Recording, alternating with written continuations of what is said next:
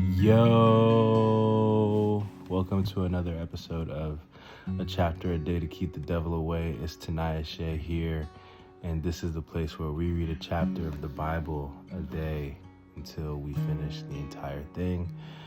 Today we are reading Genesis 8. I'm very tired. Yeah, we're going to get this done, and I'm excited to get this done.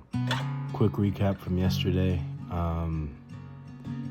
If the only notable thing about you is your obedience, it's pretty special. So strive to be a person like Noah, who the most spectacular thing about him outside of the boat he built was his obedience. And still give yourself room to wrestle with the other stuff that's in the scriptures that's kind of hard to grasp. God wiping out the world is kind of hard to grasp. Noah and his family being the only righteous people is hard to grasp, but I want to be righteous, and seemingly there's something to learn from his walk and how to get there. So that's all I got. Okay, Genesis chapter 8. I'm using the front-facing camera, which I never use. So here we are. I'm telling you, I was just feeling myself. The flood recedes, but God remembered Noah and all the wild animals and livestock with him in the boat.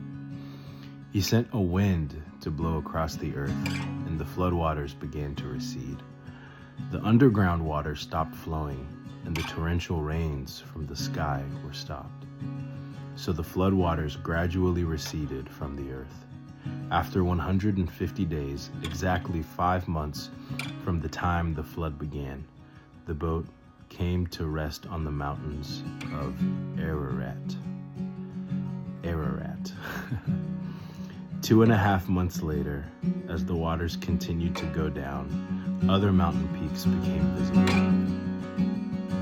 After another 40 days, Noah opened the window he made in the boat and released a raven.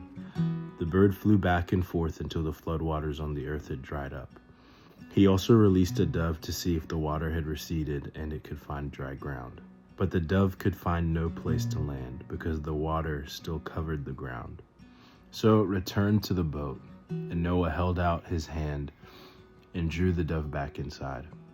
After waiting another 7 days, Noah released the dove again. This time the dove returned to him in the evening with a fresh olive leaf in its beak. Then Noah knew that the floodwaters were almost gone.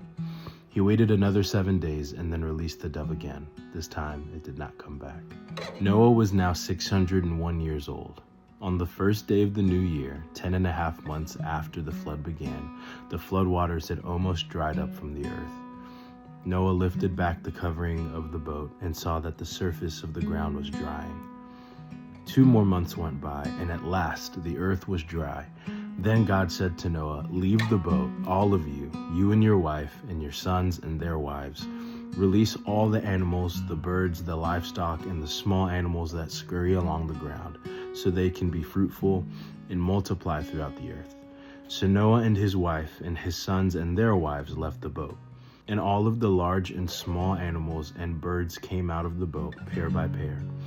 Then Noah built an altar to the Lord, and there he sacrificed as burnt offerings the animals and birds that had been approved for that purpose.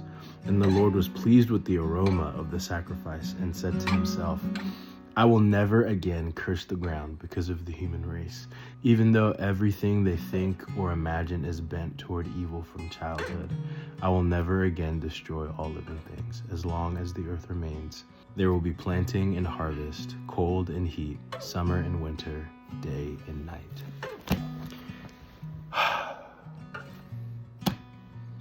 My takeaway is a takeaway that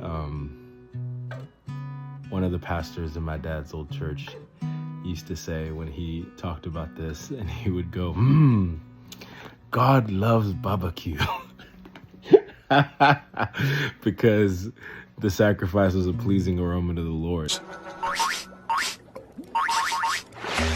Do you smell it? That smell. The kind of smelly smell.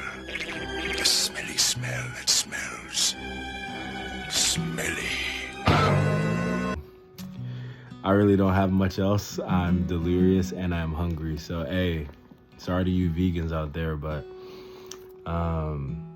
if you're a carnivore like me, you know, get your grill game up. You heard? Get your money up, not your funny up.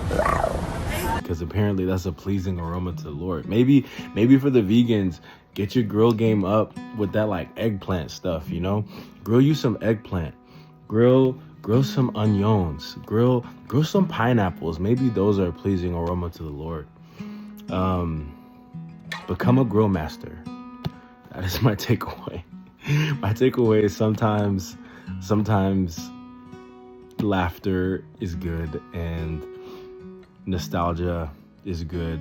And if that is what reading the scriptures brings about in you, maybe the Lord just wanted me to smile in this moment. So that's what I got.